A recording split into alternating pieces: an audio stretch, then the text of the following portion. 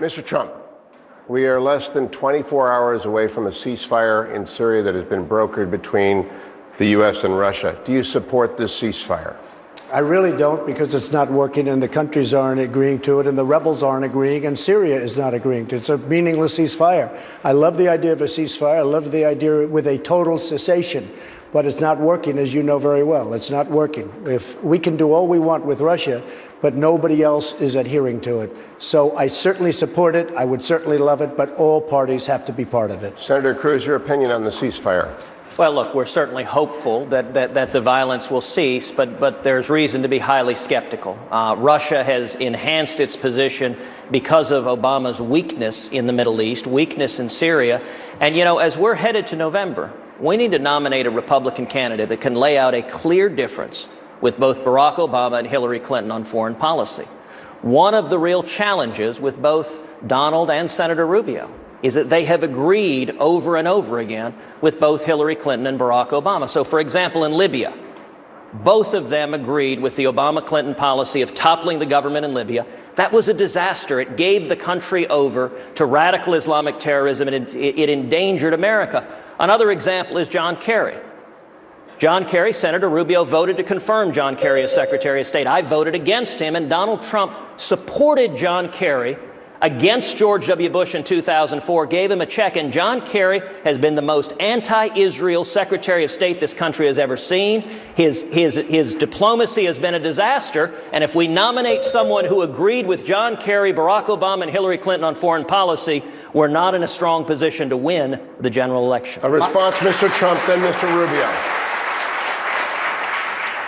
Again, I think I gave them both checks, to be exactly honest. I think they both like me very much. But the fact is that— You called for Bush to be impeached. Well, I think Bush did a hell of a bad job as far as that's concerned. You know it, and so do I. But you gave him a check and called for him to be impeached? Be honest. No, this was before. The check came early. But let me just tell you, Syria, he's saying that I was in favor of Syria. He said I was in favor of Libya. I never discussed that subject. I was in favor of Libya. We would be so much better off if Gaddafi were in charge right now. If these politicians went to the beach and didn't do a thing, and we had Saddam Hussein, and if we had Gaddafi in charge, instead of having terrorism all over the place, would be, at least they killed terrorists, all right? And I'm not saying they were good because they were bad. They were really bad. But we don't know what we're getting. You look at Libya right now. ISIS, as we speak, is taking over their oil. As we speak, it's a total mess. We would have been better off if the politicians took a day off instead of going into war. Senator Rubio. Yeah, a couple points. Number one, on the Libya situation, we didn't topple Gaddafi. The Libyan people toppled Gaddafi. The only choice before America that this president had to make is, does it happen quickly or does it take a long time? And I argued if it takes a long time, you're going to have rebel forces emerge like these radical Islamists that take advantage of the vacuum. And that's what happened. That's where the term lead from behind came. And that's the foreign policy that apparently Senator Cruz appears to agree with. On John Kerry, yeah, you know why? Because every day John Kerry wasn't appointed was another day Hillary Clinton was still in charge of the State Department. And she was absolutely horrible. I couldn't imagine that they were going to find somebody even worse than her. But this president never ceases to amaze. And the last point I would make on South Korea, now this is important, because we're asking to be commander-in-chief. Donald is asking to be commander-in-chief, and he's saying these guys need to do more. South Korea contributes $800 million a year to that effort, and Japan contributes as well. And here's why our commitment to that regional security is so critical, Donald, because if we walk away from them, both Japan and South Korea will become nuclear weapons powers. They can do that very quickly. And that's what they will do if the American defense agreements withers away, which is why we have to rebuild the military, but why we can't walk away from our Asia-Pacific defense status. Mr. Trump. I never said walk away. I wouldn't want to walk away. I want them to pay us much more money. We cannot afford to subsidize a lot. I'll negotiate a lot more money than you'll ever get. But as far as John Kerry is concerned, there has been no tougher critic of this man. I think he negotiated one of the worst deals in the history of our country, the Iran deal, where they get their $150 billion and all of the other things that take place. It is a disaster for this country. And speaking of Israel, it's a disaster for Israel. I'm no fan of Senator John Cruz. Hold on, Governor. Senator Cruz.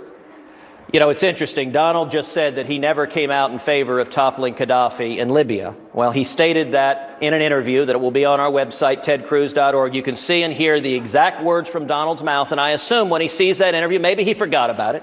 that I assume Donald will apologize where he sees that he said exactly that.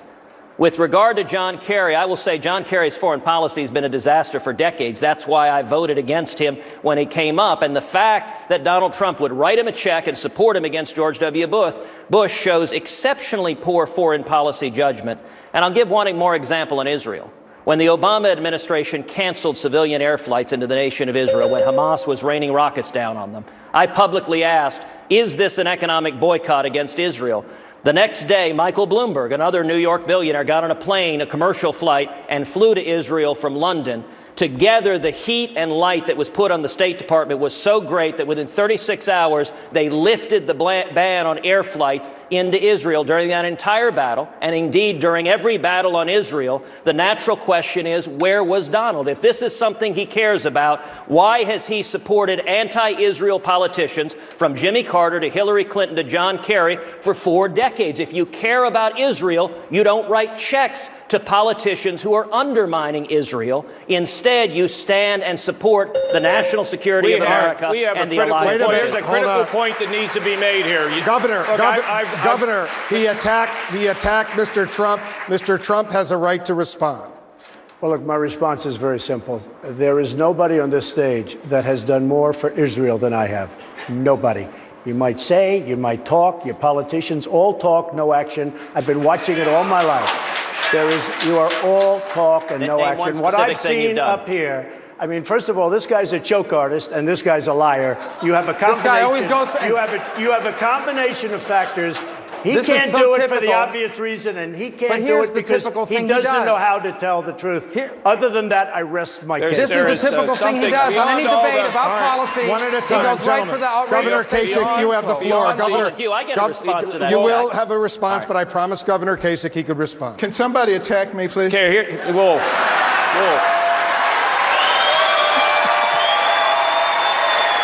There's something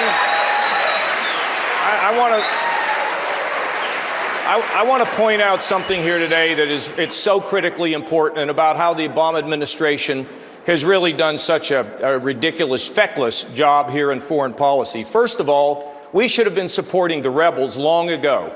They could have taken Assad out, and because we did nothing, the Russians are now in, and they're sitting in the catbird seat. We should have been helping them. I'm thankful that the aid trucks are finally getting into Syria, but the fact is, had we had acted, we would have solved that problem. Now let's talk about Libya. Libya didn't go down because it was some people revolution. Hillary Clinton, Samantha Power, and all these other people convinced the president to undermine Gaddafi. They undermined him, and now they have created a cesspool in Libya. And let me just say to you, we have ISIS beginning to get a foothold in Libya. We're going to have to deal with it. There are not many major cities in Libya. They're on the coast. It's desert, but it's a problem. Then we have ISIS in Syria, and we have ISIS in Iraq. Because this administration has not had a strong and firm foreign policy, we are going to inherit. One of us here is going to inherit a total mess, and we're going to have to work our way out of it, including the need to arm the Ukrainians. They have been ignored, and we need to help them as well and assert ourselves as America. Let's continue the questioning on ISIS. Maria. Hold on, Wolf. You said I got a response. You'll have a chance. Maria will pick up the question. He called me a liar. You're saying I can't respond to being called a liar? Go ahead and respond. You know, what we're seeing with Donald is actually the pattern of Washington deal makers, which is they make promises, they break their words, and then when anyone calls them on it, they call you a liar. And so that's Donald's pattern over and over again. He said, for example, 7 months ago, this is Donald speaking, quote, I, Donald Trump, was a member of the establishment. There's a reason Harry Reid thinks he's the best Republican up here. There's a reason Jimmy Carter said he would support Donald Trump over me, because he said Donald Trump is malleable. He has no fixed set of beliefs, whereas Ted Cruz is not malleable. And every time anyone points at Donald's actual record, what he said on national television, Donald yells liar. Let me tell you something. Falsely accusing someone of lying is itself a lie, and it's something Donald does daily. Go ahead, Mr. Trump. I watched